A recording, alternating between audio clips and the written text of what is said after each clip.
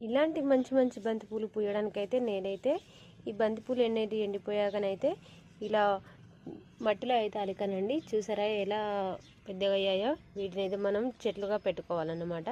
ఇక్కడ కూడా కొన్ని నార అనేటి పువ్వులు అనేటి అలికానమాట. బాగా ఏం మొలవలేదు, కొన్ని ఇంకా కొంచెం ఇక్కడ కూడా అలికాను. చూడండి ఎన్ని చెట్లు ఉన్నాయో.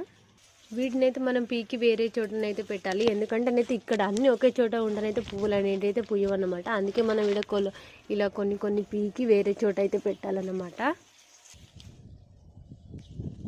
ఇలా పీకి మనం సపరేట్గా 1-2 చెట్లు వేరువేరుగా పెట్టుకుంటేనే పువ్వులు అనేటివి మంచిగా పూస్తాయి. గుంపులుగా ఒకే దగ్గర ఉన్న పువ్వులు అనేటివి పుయ్యవు. ఈ చెట్లన్నీ మనం విడివిడిగా ఎక్కడైనా పెట్టాలన్నమాట. ఇలా ఖాళీ ప్లేస్లో మనం మొక్కలు అనేటివి నాటుకుంటే పువ్వులు అనేటివి పూస్తాయి. నేనైతే ఇక్కడ 2 చెట్లు అయితే తవ్వి పెడదామని చూపిస్తున్నాను. చూడండి, వీడియో తీసేటోళ్ళు ఎవ్వరు లేరు. అందుకే నేనే ఒక చేతి కెమెరా పట్టుకున్నా, ఒక చేతి పెడుతున్నా. అందుకే కొన్ని మిస్ అయినాయి. చూడండి, మొత్తం అయిపోయినాక చూపిస్తాను. వేర్లు అనేవి ఖచ్చితంగా లోపలికి ఉండేలా పెట్టినాకనే మట్టి అనేది కప్పాలి. గోడ పక్కనకు పెట్టుకుంటేనే పూలు అనేటివి మంచిగా ఉంటాయి, నీళ్ళు పోయడానికి కూడా మంచిగా ఉంటాయి. అందుకోసం అట్లా పెట్టుకో. ఇక్కడ కొన్ని పెట్టినా,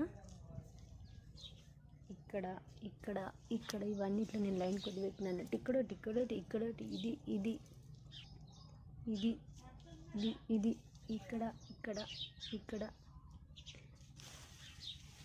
ఇక్కడ కూడా కొన్ని పెట్టిన. ఇక్కడ కూడా ఒక చెట్టు పెట్టిన. మా మందార చెట్టు పక్క పంట కూడా ఒక 2 చెట్లు పెట్టిన. ఇంకా చూపిస్తాను చూడండి. ఇక్కడోటి ఇవన్నీ పెట్టినాక ఒక 10 రోజుల తర్వాతనైతే నేను ఈ వీడియో తీసిన అన్నట్టు. అప్పుడే పెట్టియాలి, అప్పుడు వర్షం కొట్టింది, అందుకోసమే వీడియో తీయాలి వెంటనే. ఇప్పుడు మొత్తం పెట్టుడు అయిపోయినాక వీడియో తీసిన. చూడురి, ఇవి మొత్తం పెద్దగా అయినాక పువ్వులు పూసినాక నేను వీడియో తీసి చూపిస్తాను. అప్పుడు ఇంకొకటి, ఇవి దసరా బంతులు అంటారు. దసరా వరకు పూర్తయి